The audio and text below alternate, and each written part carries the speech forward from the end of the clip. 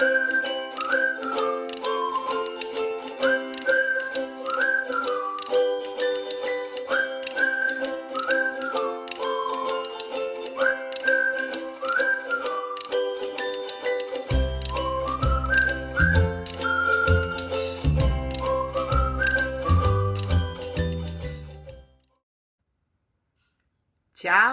zdravo, to sam ja, Ana.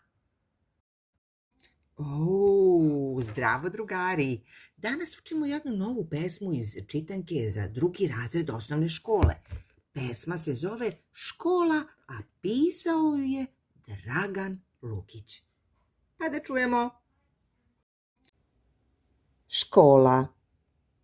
Škole su velike mirne ovce koje okače veliko zvonce, pa zvone, zvone i decu gone u žute male avione. Škole su velike i dobre mame, 100 dece neguju same, napamet znaju svu svoju decu i bajke pričaju o mesecu.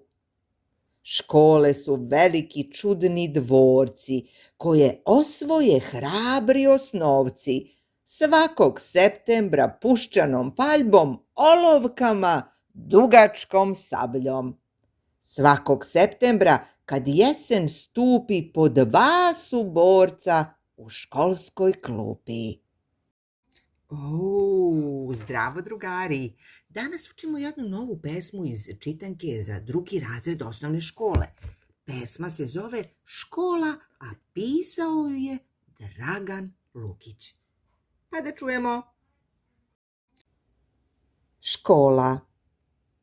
Škole su velike mirne ovce koje okače veliko zvonce, pa zvone, zvone i decu gone u žute male avione.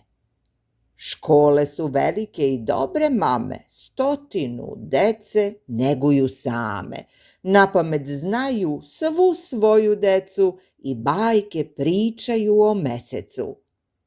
Škole su veliki čudni dvorci koje osvoje hrabri osnovci, svakog septembra puščanom paljbom, olovkama, dugačkom sabljom.